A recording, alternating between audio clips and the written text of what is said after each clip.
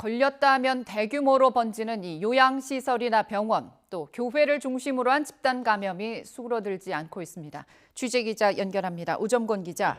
네, 전국구입니다. 네, 우선 집단 감염 상황부터 좀 정리를 해주시죠. 네, 광주부터 볼 텐데요. 광주에서는 에버그린 요양원발 집단 감염 여파가 계속 이어지고 있습니다. 2명이 추가 확진이 돼서 관련 누적 확진자는 50명으로 늘었습니다. 현재 이 요양원 2, 3층에는 37명이 동일 집단, 그러니까 코호트 격리가 돼 있고요. 검사 결과 음성인 입소자 10명은 다른 병원으로 전원 조치가 됐습니다. 충북에서는 병원 사이의 연쇄 감염이 지금 심각한데요. 성탄절에 확진자 38명이 쏟아졌는데 협력 관계를 고리로 한 병원 사이의 연쇄 감염이 대부분이었습니다. 괴산의 성모병원, 음성의 소망병원, 그리고 진천의 도은병원을 삼각고리로 해서 지금까지 200명에 가까운 확진자가 발생했습니다. 교회발 감염 사례도 이어지고 있습니다. 충청남도 아산의 한 영농조합에서는 지난 23일에 첫 번째 확진자가 발생한 이후에 누적 확진자가 지금 17명으로 늘어나 있는 상태입니다.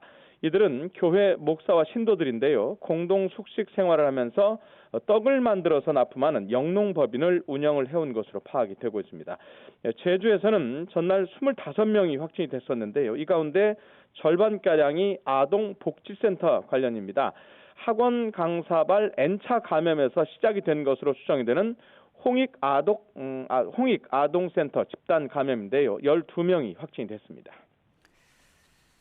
네, 이른바 이 숨어있는 확진자를 찾아내기 위해서 익명으로 검사를 하는 임시 선별진료소가 수도권 밖에서도 설치되고 있다고요? 네, 그렇습니다. 조금 전에 이승윤 기자도 잠깐 언급을 했지만 지금 코로나19 확산 양상을 보면 요양시설이나 병원 간의 집단적인 감염도 문제지만 가족 간 전파도 상당히 심각한데요. 요즘 확진자 4명 가운데 1명은 가족 간 전파 사례로 일단 지금 분류되고 있습니다.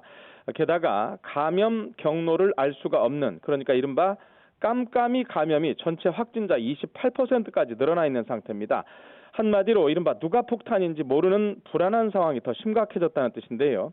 이에 따라서 수도권 이외 지역에서도 익명으로 무작위 검사를 확대를 하고 있는 겁니다. 제일 먼저 이 검사소를 설치한 곳이 부산인데요. 부산에서는 임시 선별 검사소가 5곳이 현재 운영이 되고 있습니다. 그제 이곳에서 확진자 1명을 찾은 데 이어서 어제 오후까지 3명이 이곳에서 확진 판정을 받았습니다.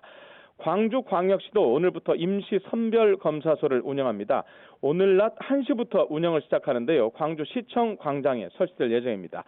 임시 선별검사소에서는 증상의 유무, 확진자와의 접촉 등 역학적인 연관성과 관계없이 누구나 무료로 익명검사를 받을 수 있습니다. 사회적 거리두기 단계를 강화하고 있지만 코로나19 확산 추세가 계속 꺾이지 않고 있어서 임시 선별검사소를 통한 무료, 무작위 익명검사를 실시하는 지방자치단체는 앞으로 계속 더 늘어날 것으로 예상되고 있습니다. 지금까지 전국부에서 YTN 오점권입니다.